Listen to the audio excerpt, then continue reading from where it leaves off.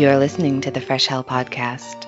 Fresh Hell contains stories of a disturbing and often graphic nature and is intended for a mature audience. Please don't let your kids listen to this, or they might turn out like us.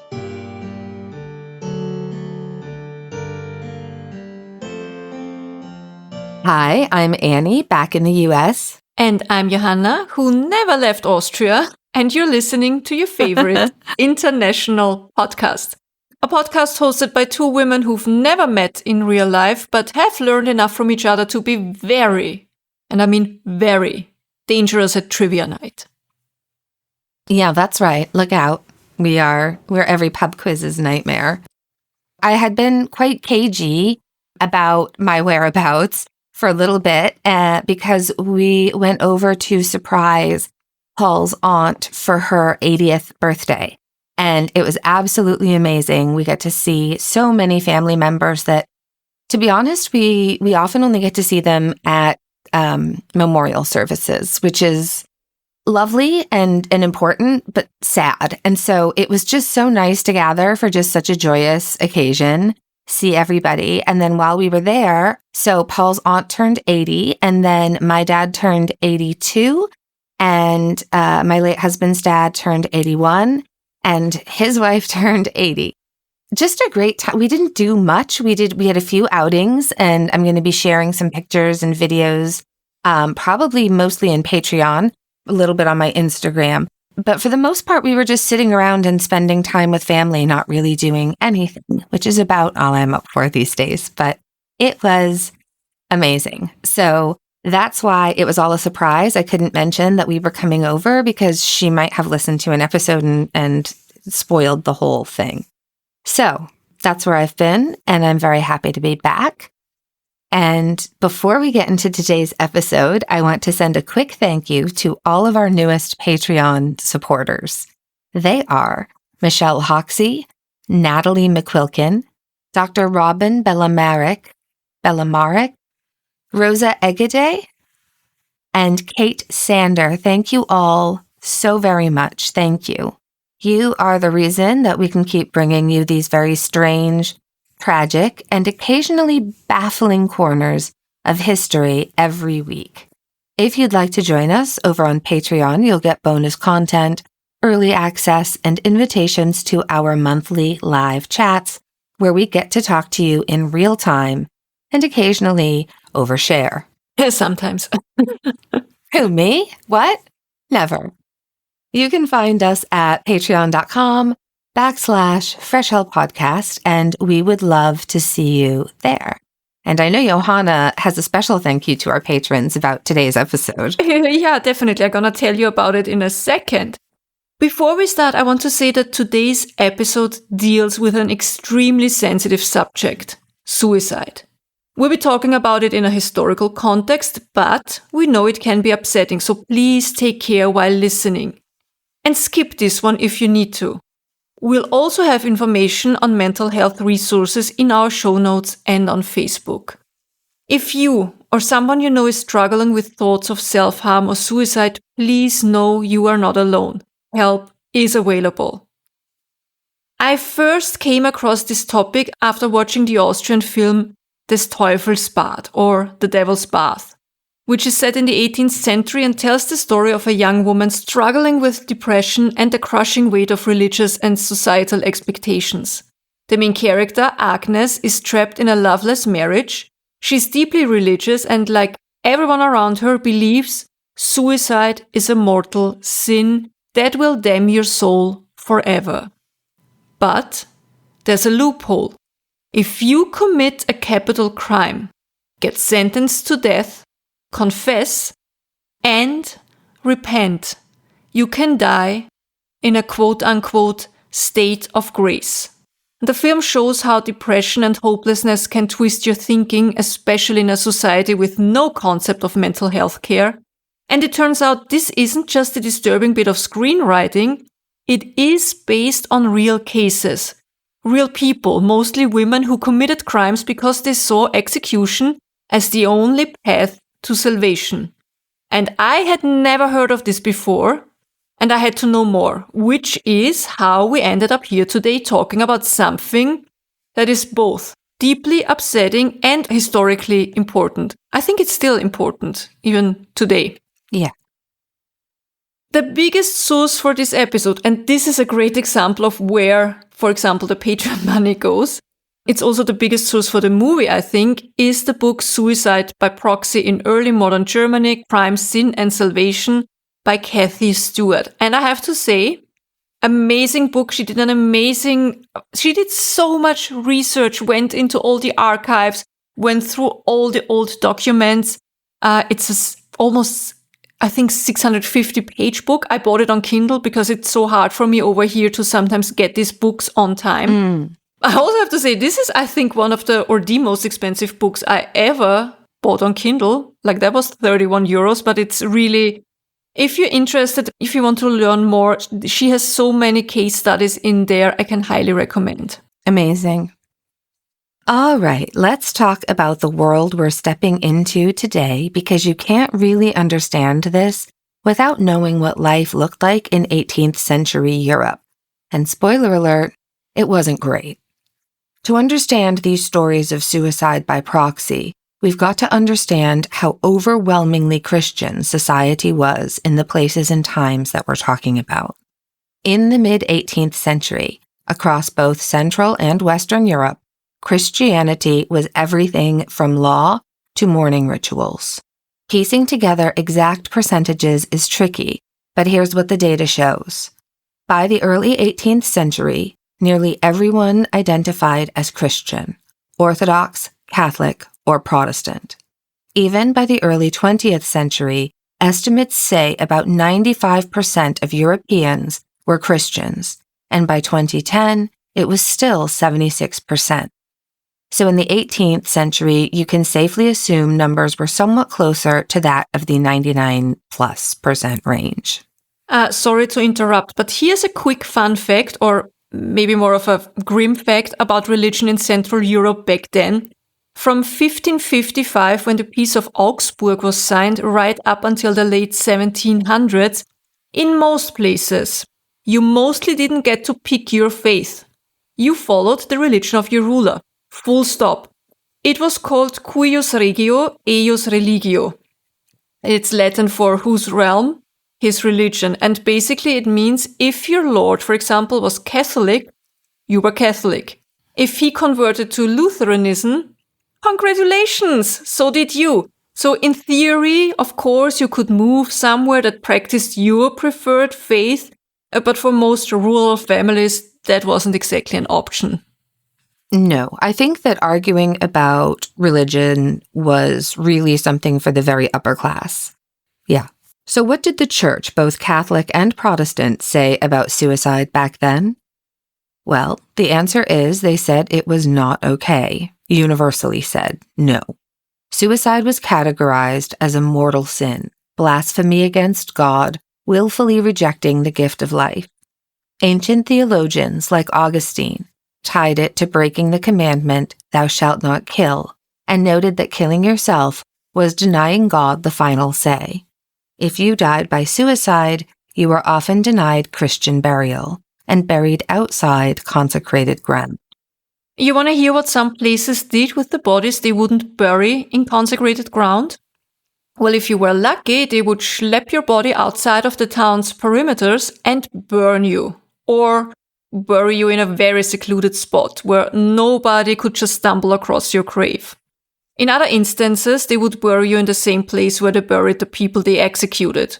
Or they'd simply throw you into the nearest river, making you some other town's, one further downstream's problem. We just had people visiting that we went to see Salem, Massachusetts with for the day. And their fun fact, this is a question a lot of people ask, they think that the witch memorial is the graves of the people who were killed.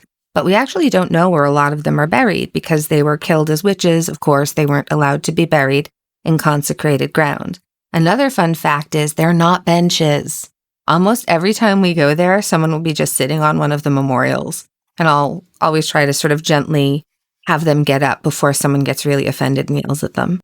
But yeah, it's where you were allowed to be buried was a big deal back then. Yeah. And if you ended your own life, your property could even be taken. In some laws, like under Louis XIV, bodies were mutilated post-mortem in public as a punishment. In Protestant regions, the stance was just as strict. Suicide was still both a sin and a crime. The French sociologist Émile Durkheim later noted that some Protestant areas had higher suicide rates, not because the churches approved of it, but possibly because Protestantism emphasized individual responsibility and personal interpretation of Scripture. That greater spiritual freedom could, paradoxically, leave more room for feelings of isolation and despair. Now let's fast forward to the 20th century real quick. The Catholic Church began somewhat reassessing, and by 1992, under John Paul II, it softened its stance somewhat. It factored in the role of mental illness. And just to be clear, yes, the Catholic Church still officially teaches that suicide is a grave sin, what we call now grave matter. The difference is that today they also acknowledge that things like severe depression, psychological illness, or extreme fear can mean the person isn't fully responsible. And that's a big shift from the past, when suicide automatically meant no Christian burial and the assumption that your soul was lost for all eternity. Most Protestant churches also still teach that suicide goes against God's will, but like the modern Catholic stance, they tend to focus more on God's mercy now than they did a few hundred years ago. But it wasn't just about what the church had to say, it was also about what the law said. And it's not just that your soul was damned for all eternity and you couldn't be buried in consecrated ground. Your family, not even just you, your family could lose their property. In English law, they call it felo de se, literally felon of oneself, and it carried all the same punishments as if you'd committed a felony against another person. So if you were in despair, and remember, there's no concept of modern mental health care here. You were stuck. You couldn't die by suicide without, in your mind and in your community's mind, condemning yourself for eternity, which brings us to the terrible loophole some people found. If you committed a capital crime, you'd be arrested, tried, and publicly executed. But before the execution, you'd have the chance to confess and repent. And then you could die in a state of grace.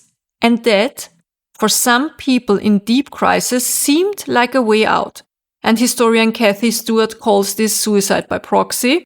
That is a modern name. At the time, nobody had that catchy term for it, but the meaning is exactly what it sounds like. Arranging for someone else to kill you through the legal system. And it wasn't rare. Stewart's research uncovered about 400 documented cases of suicide by proxy in German-speaking Central Europe alone, between 1580 and 1839.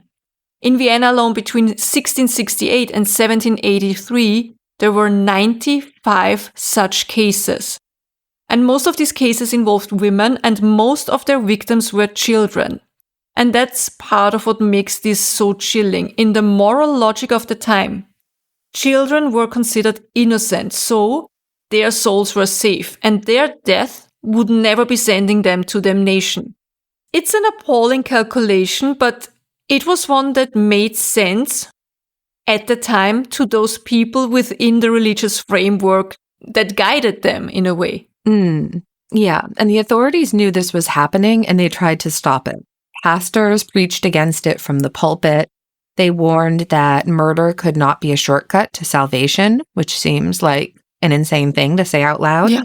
Lawmakers in some regions even changed the rules so that certain types of murder, especially of children, were no longer punishable by death, replacing execution with corporal punishment and life in prison. The goal was to remove the incentive for people to commit these crimes as a way to end their own lives.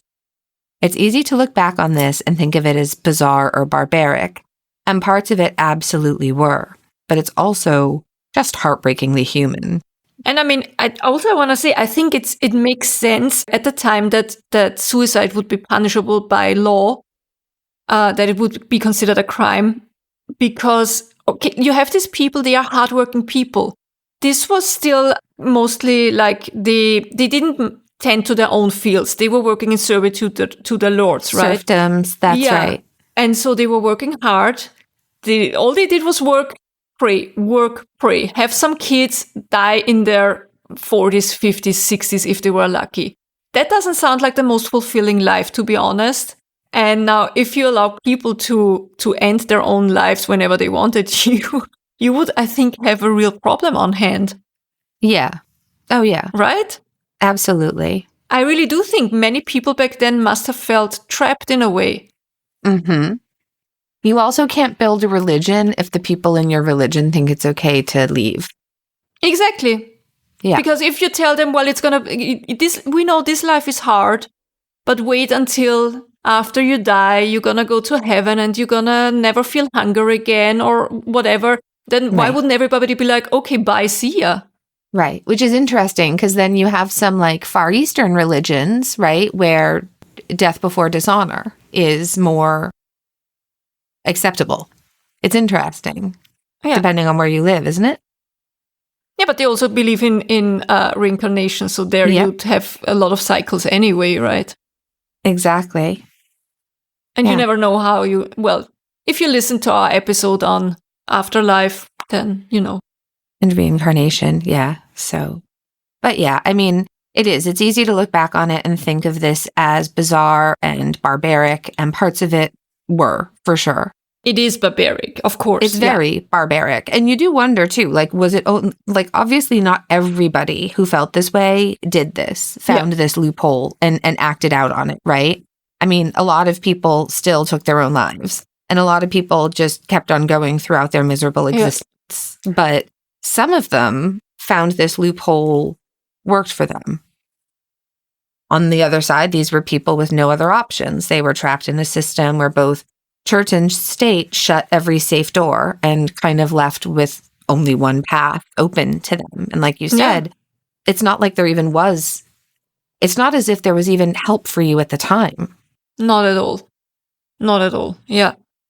And I know we said we'll be talking about cases from the 18th century today, but the earliest cases Kathy Stewart talks about in her book, the two earliest cases she could find in her research actually took place roughly 120 years prior, both taking place in Nuremberg, Germany. And the first one is in 1580, when a 45-year-old peasant woman named Anna Strölin murdered her older son, who was 6 at the time. She hit him several times with a hatchet on the head and the chest while his younger brother watched in horror. When she was arrested, she was asked why she would do such a horrible thing, and she told them that she figured that if she would kill her child, she too could die. And then she asked them to face justice as soon as possible. And so she was beheaded only 2 weeks later on 3rd of December 1580. The second case Stewart talks about took place only 4 short years later. On 30th of October 1584, Anna Freiin pushed her 2-year-old son down a well, and then she walked over to the city hall to alert authorities to what she had just done. And while waiting for her trial in the dungeon, she was questioned. And of course, they wanted to know, why did you murder your son? And she told them that the son she had murdered was from another man she had an affair with, but that her husband didn't suspect that he was not the father. And just recently, she gave birth to a second child, this one from her husband. But that child passed away after 6 weeks. And ever since that day, she felt as if an evil spirit had possessed her home, telling her to murder her child. And she finished with the wish to die as soon as possible, but only if she could be sure that she would not be condemned to spend eternity in hell. So in Freiin's case, the court did briefly think about whether she might be legally insane, which I found interesting that in 1584 they already considered, legally sane and insane in their judgment. But in the end, they went with what their legal experts advised, which was basically, well, she wants to die and believes she'll be saved if she does. So, let's have her beheaded. But make sure the ministers spend some time with her so she repents properly and doesn't lose hope. Yeah, and that's what happened. She was executed on 17th of November, 1584. And Kathy Stewart calls this a new kind of crime, one that would become so frequent over the next 200 years that it was often discussed in legal journals of the time. And they became so frequent that legislations had to be developed to specifically deal with these kind of crimes. Back then, they were often referred to as indirect suicides. And let's jump forward a bit more than 100 years. And I do have to ask what the hell was going on in Nuremberg, because the next case took place there as well. Maybe they just had really good records. That's what I'm thinking. I think they had a really good archive, and probably it's one of the first archives that reached furthest back that Kathy Stewart could work in and research in. Yeah. Makes sense, right? On 26th of September 1691, Magdalena Wölfin had contemplated suicide by drowning herself in a pond. But she decided against it as she was scared of eternal damnation. And then she wandered through the city and she came across two beggar girls who were watching their baby sister. Somehow Magdalena convinced the two older girls to hand her the baby, and she carried the girl out of the city and strangled her. 3 weeks later, Magdalena Wölfin was beheaded. In 1709, Christina Forgerin developed a depression, or a weariness of life, how it was referred to. Over the next 3 weeks, she formed a plan to murder the next child she could get a hold of. She did follow through with her plan by cutting the throat of a 9-year-old girl. She was executed by beheading only 2 weeks later. And what do all these cases have in common? Each time the women went to a place of authority and turned themselves in. They didn't want to hide the crime. They wanted to be arrested, tried, and executed as quickly as possible. Another case takes us to Württemberg in what's now southwestern Germany on a spring morning in 1704. The date is May 24th, and we're just outside the small town of Schorndorf. I picture the landscape as some patchwork fields, a few scattered farmsteads at the edge of a forest. This is where a 30-year-old serving woman named Agnes Catherina Schickin is walking that morning. Agnes isn't a prominent figure in her community. She's unmarried, works in service, and like most women of her class and time, she's living on the margins, both economically and socially. But she's about to commit an act that will make her name known, at least via the local court records, for over 300 years. According to the official record, sometime around 10 o'clock that morning, Agnes encounters a small group of children, 4, quote, beautiful little boys, as she would later call them. They're playing near the roadside. She asks them for directions, offers a reward to any boy willing to show her the way.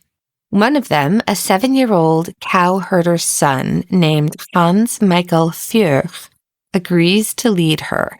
Agnes takes him up on it, but instead of heading toward town, she leads Hans into the nearby forest. What happens next is recorded in grim but brief language. She kills him by slitting his throat. We don't have the details of the act itself. The court record doesn't linger.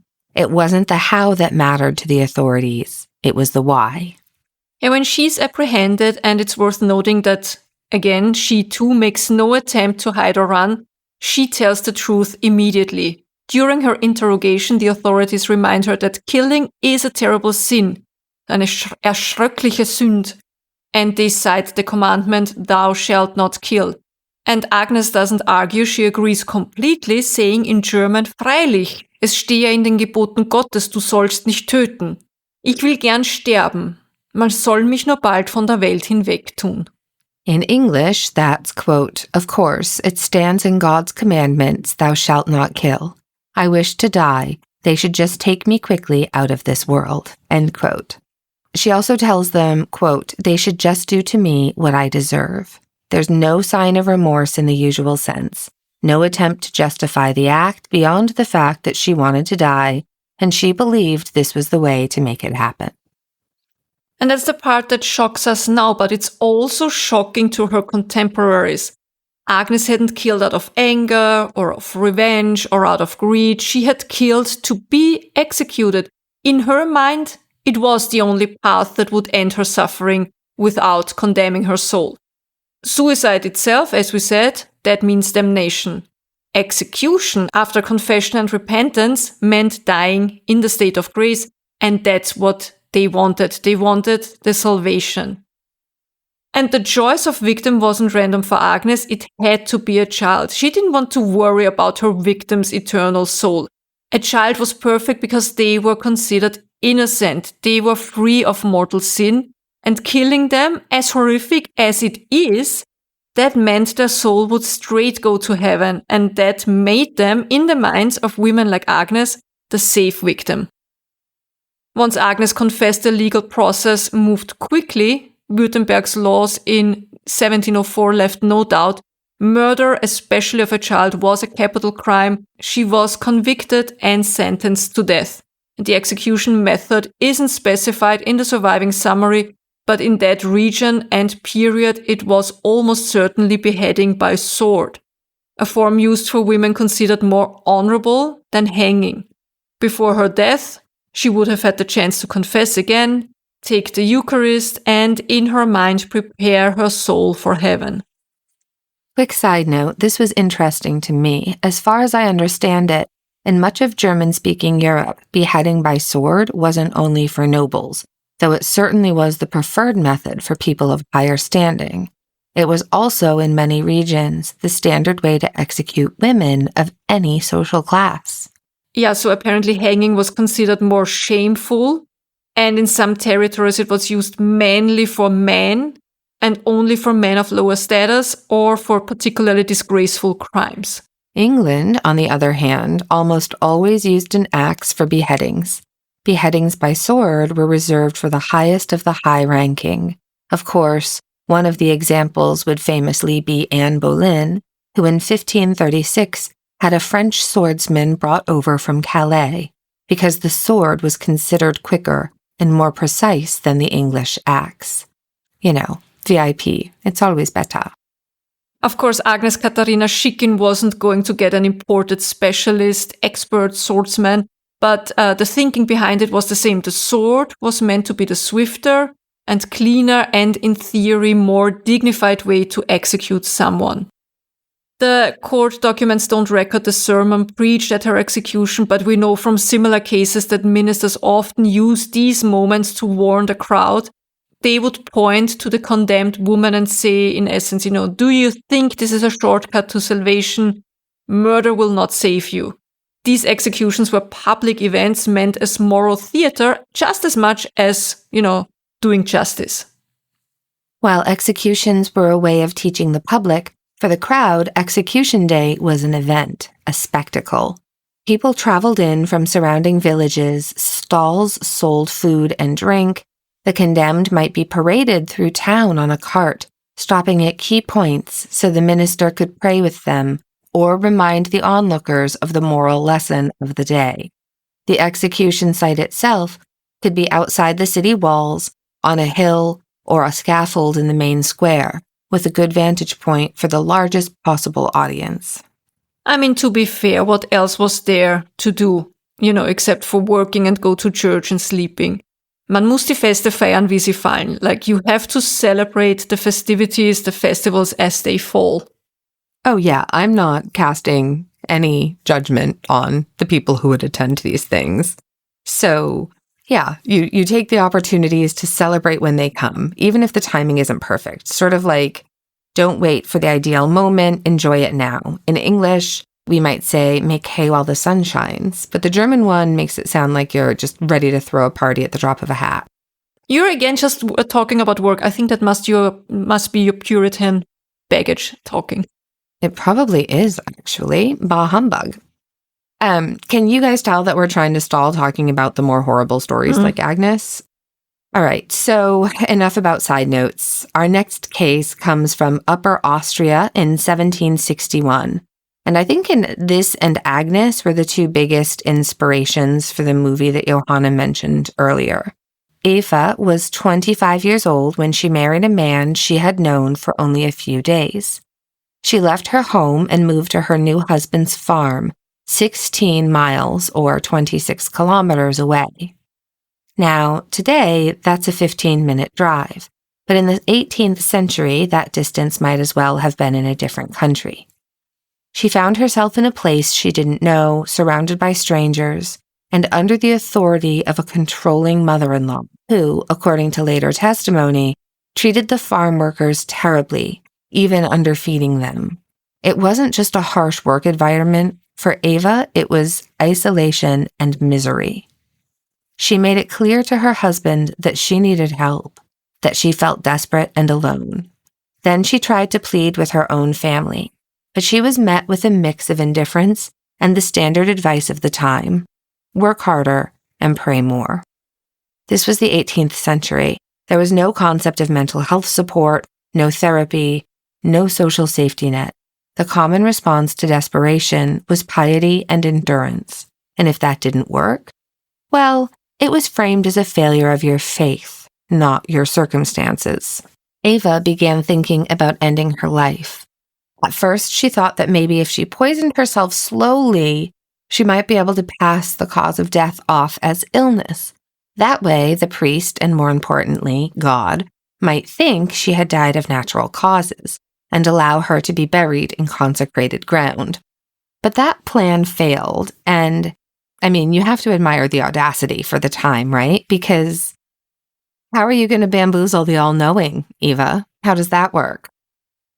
So then Eva came up with another plan. If she killed a child, she would be sentenced to death. But she would have time to confess, repent, and die in the desperately wanted state of grace.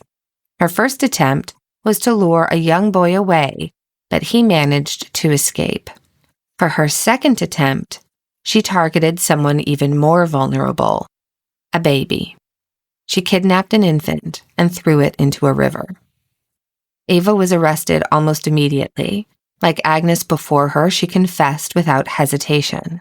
She was executed in 1762, and with her death, Eva joined the long list of people whose despair was shaped and in some ways created by the rigid intersection of religion and law. I think what's also interesting to talk about is the fact that apparently in England, the phenomena of suicide by proxy existed as well, but they mostly went about it a little bit differently. Someone who wanted to die by execution didn't necessarily have to commit murder. Thanks to the sheer volume of capital offenses on the books, and we're talking of over 200 by the 18th century, they could choose something a lot less violent, but still a hanging offense. Forgery, theft of a high enough value, certain types of property damage, all of those could earn you a death sentence. In theory, this kind of self-selection of capital crime could have been an option in other European countries too, but Kathy Stewart hasn't found any evidence of suicide by proxy cases in continental Europe where people went for these non-lethal crimes instead of murder. What do you think why that is, Annie? I don't understand this exactly. I think maybe it was not super certain that they would be executed for these. Maybe they just didn't want to take the chance to end up in a dungeon for the rest of their lives, or having their right hand, taken, or things like this. Yeah. I don't know. I just wonder, was it only certain people who could bring themselves to actually kill a child, though? Because that's a different thing, unless you're in a situation of psychosis. But then also, if you convinced yourself that murdering the child is okay because the child will go to heaven immediately. Yeah. But still, the act alone, it's so... The hatchets and throwing into a well and... Yeah, it's very brutal. It's a pretty... Yeah.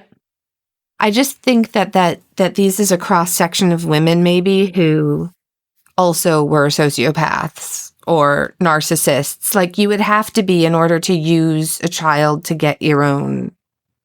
Do you know what I mean? Because that's what they're doing. A lot of pieces of the puzzle had to fall into the right place for that to happen. Yeah. Like creating a perfect storm. That's it. I'm not trying to cast shade on anybody who felt like they had no other way out, but it just makes you wonder a little bit about we can planning. cast a little bit of... we can... Yeah. These are still... They killed and They not only killed, children. they killed children. Yeah, they killed children. Yeah. And it's not like, there's an infamous case that's happened just recently here where a woman who was experiencing postpartum psychosis killed her children and then jumped out of a window. Yeah. And in that case, I think there's no question that she was completely unwell and intended to die that night, but didn't. She survived, to her great horror, but I don't think it's that kind of situation here. This is a very cold, calculated. It's calculated because the children, the death of the children. If women, for example, murder their children because they suffer from postpartum depression, things like this, in their mind they are saving the children. That's right. From whatever is going on, whatever they build up, right? Through their mental illness. But in these cases, the murder of the children is just the means to an end. Exactly, the means to an end for themselves. Yeah. They just use the children. Yeah. It's awful. What's also interesting, in regions where witch hunts were all the rage, suicidal people sometimes accused themselves of witchcraft.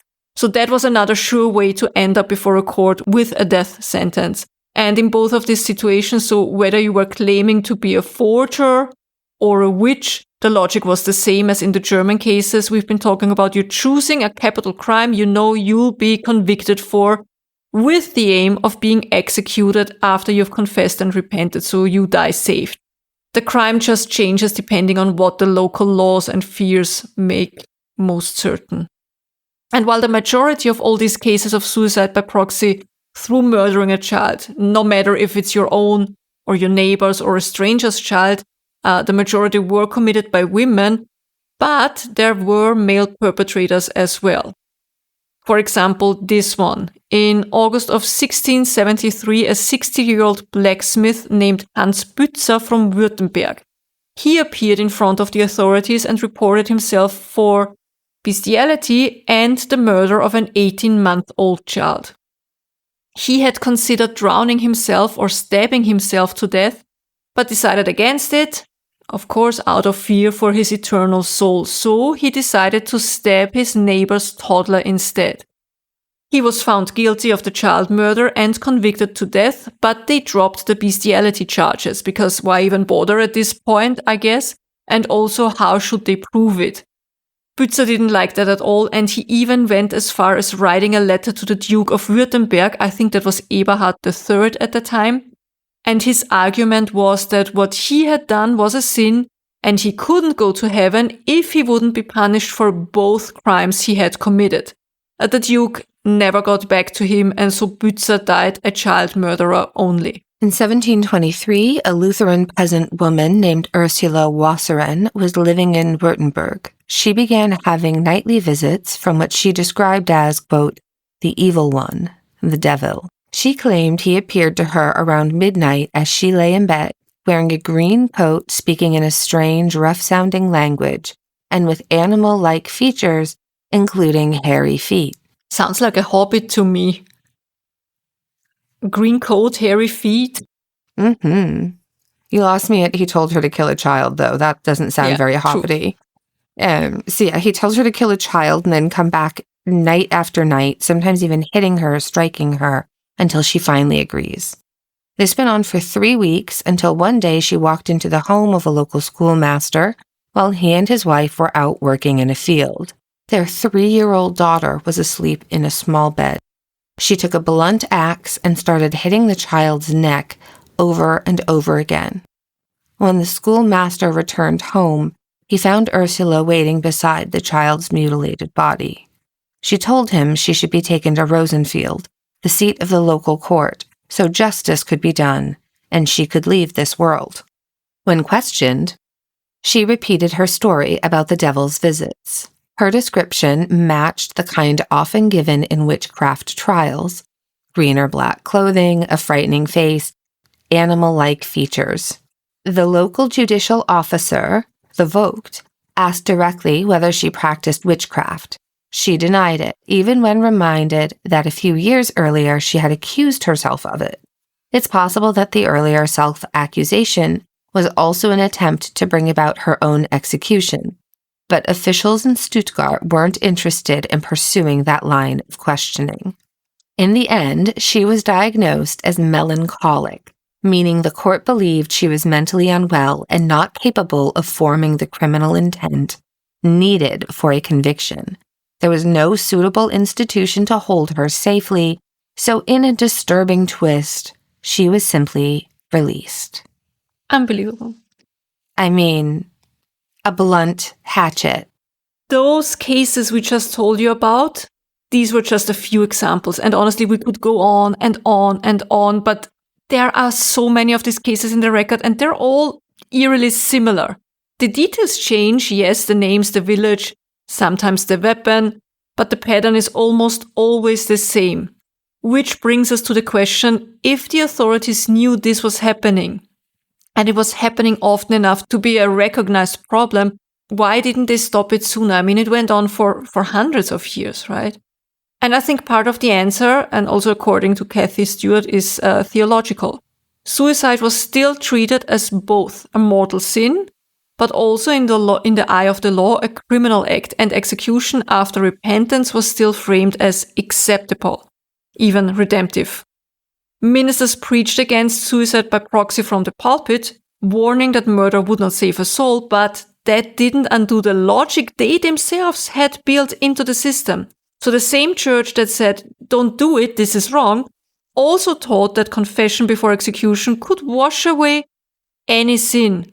You can see how that would cause like a problem in a way. And on the legal side, public executions were central to the justice system in early modern Europe. They were meant to be a moral lesson and a punishment, and changing the law so that certain murders weren't punishable by death would have been maybe seen as, going soft on crime. The whole deterrence theory hinged on the spectacle of the scaffold. The fact that some people were using that spectacle to orchestrate their own death was a built-in flaw in the system, but admitting it and changing it meant questioning the entire framework of law and order. Eventually, some regions did start making changes. In a few German states, lawmakers decided that if the crime was clearly suicide by proxy, especially when the victim was a child, they'd remove execution from the table altogether. Instead, the punishment might be severe corporal punishment, followed by lifelong hard labor or imprisonment. The idea was simple. If execution wasn't on offer, the loophole would disappear. So did it work? To a point. It made the crime less appealing to some in crisis, but it didn't change the desperation driving it. The deeper problems, poverty, isolation, untreated mental illness, they were still there. And then there's what happened after somebody died by suicide. For centuries, it was common for communities to refuse burial in consecrated ground, or to bury suicide victims at a crossroads, sometimes with a stake through the body to keep the spirit from wandering. That wasn't just official church teaching, it was deeply rooted local superstition. In some towns, if church authorities did try to bury someone who died by suicide in the local cemetery, the villagers would protest, sometimes violently. There are accounts of communities literally driving the funeral procession away from the gates. For people steeped in this belief system, burying someone who had taken their own life among the faithful dead was inviting disaster, spiritually, and in their minds, maybe even physically. All of this means the shame and fear around suicide wouldn't easily go away.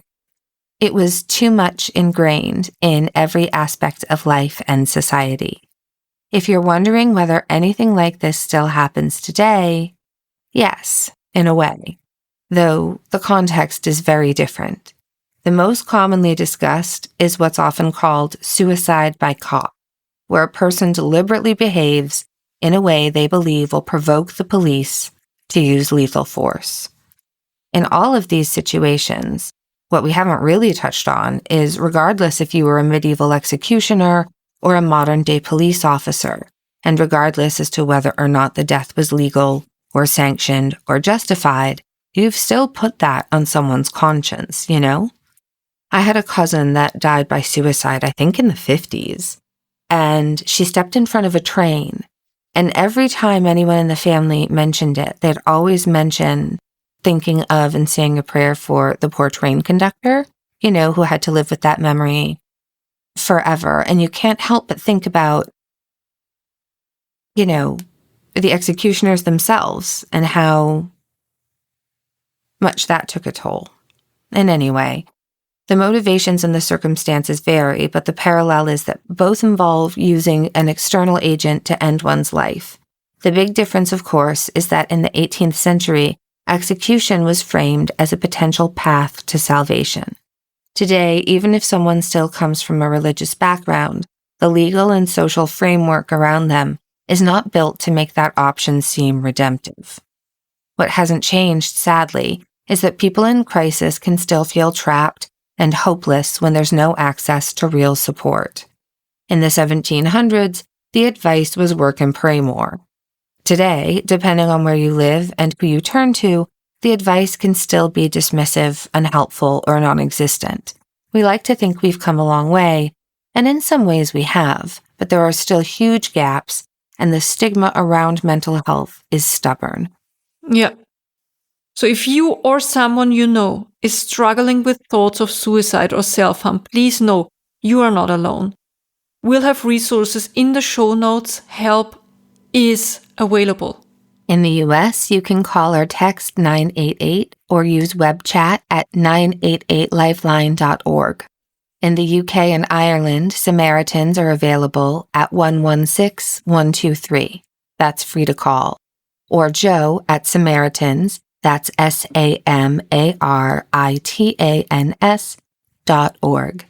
In Australia, you can contact Lifeline at 13 11 14 or lifeline.org.au. And in Austria, you can call the Telefonseelsorge at 142, and in Germany, you can call the Telefonseelsorge at 1-800-111-0111 or 1-800-111-0222. Both are free and available 24/7. And you can also find other lines at findahelpline.com. You matter. Yeah, we would miss you if you weren't here. So, that's it for now.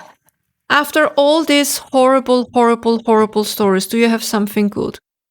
Well, I don't know if my something good is good, but I wanted to share with you an experience that I had personally with suicidal ideation, because someone shared their experience with me and I think it actually helped to save my life. So I'll try to keep this brief. Years ago, maybe around 2011, we were at a party and I went outside to have a cigarette.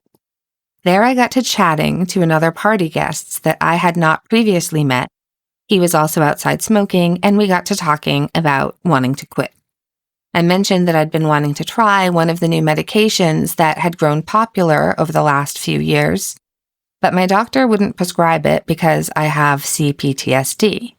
And I guess if you have that or other conditions, it can put you at a higher risk for problems like suicidal ideation. He told me that I was smart to avoid it because he experienced that exact problem. He said he had been on one of these drugs to help him try to quit smoking, and then everything had been fine when one night, I actually can't remember if he was organizing his CD cabinet or putting together a photo album, but it struck me because he was spending an evening doing something he enjoyed doing, and that's totally something I used to do, just put some music on and organize a small space. And he explained how all of a sudden, out of nowhere, he just had this overwhelming urge to end his life, and how it was really bizarre, and it went on for hours and hours. And he felt very lucky that he wasn't alone when it happened and that he was aware of it being a side effect of the drug, because had he not, it could have maybe taken a very bad turn. And so this made an impression. I didn't take any of those drugs. I did finally quit smoking cigarettes in 2017. So now it's fast forward a few years. It's 2019, maybe 2020.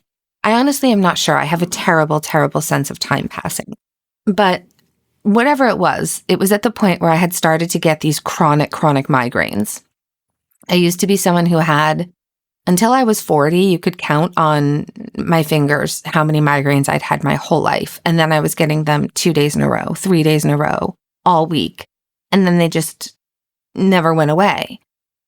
And so one of the meds they use to control migraines are called triptans. And I had been on one for a while. And I noticed I was always really weepy. So like you feel the migraine coming on. In my case, I'll often lose my vision. And then you take one of these pills and I would go lie down in a dark room and then I would wake up at some point. And when I would wake up, I was always really kind of weepy during and after an episode. But I had chalked that up to the mood swings that often come with migraine. You can just get really, your brain just does wacky stuff.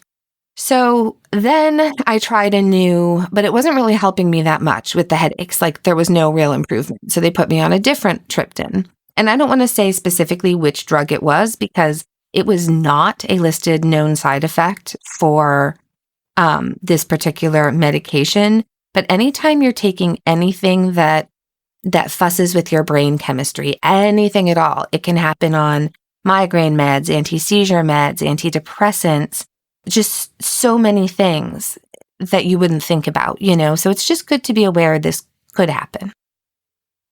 So anyway, I took the pill. I was having a terrible migraine, took the pill, lay down. And when I woke up, all I could do for the next 4 to 6 hours, honestly, was plan the best way to end my life. All the usual feelings of like, I'm a burden, grieving things like the pity. I was having a self-pity party, grieving all the things that I can't do anymore because of my illnesses. Like, that's a hard thing, you know, like things I had to give up, things I had to stop, frustrations at a certain loss of independence. And then also just reliving it with like really vivid detail, some of the worst mistakes I've made. And these are silly things that I've long since forgiven myself for because you're young and immature or whatever. But things you regret. That's all I could think about. All I could think about on repeat was like, let's remember every terrible thing you did and let's remember what a burden you are. And it was awful. And all I could do was think of the best possible way to end it with the least possible inconvenience to the people I love. That's all I could focus on at all. It was like a hyper focus. It was like an ADHD hyper focus on how to best do it. And then I suddenly remembered that conversation I had with that guy at the party. And I immediately was like, oh, this is the drug. This isn't me. This is the drug. And I was home alone. I called Paul and I was like, hey, this is what's going on. I'm fine. And he was like, you're not fine. I'm on my way home. But the thing that was wild is as soon as I recognized like, oh, this is suicidal ideation. This is because I took that drug. Like this is going to go away.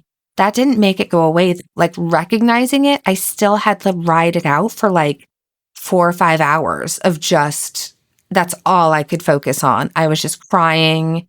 It sucked. It sucked. And I just kept reminding myself of all the shit I've survived and telling myself like a rare side effect of a medication is not going to be the thing that like takes me out, you know? But I had such an unbelievably overwhelming feeling of, I don't want to say understanding, but how you do hear about these cases sometime where someone just out of the blue ends things. And sometimes there was a medication involved. And it was like, oh, I understand now. Like, if I hadn't heard that story, I don't know if I would have been still here today. Yeah. Like, it was so intense. And so it's not that I necessarily wanted to say that I know exactly what people are going through or anything like that at all.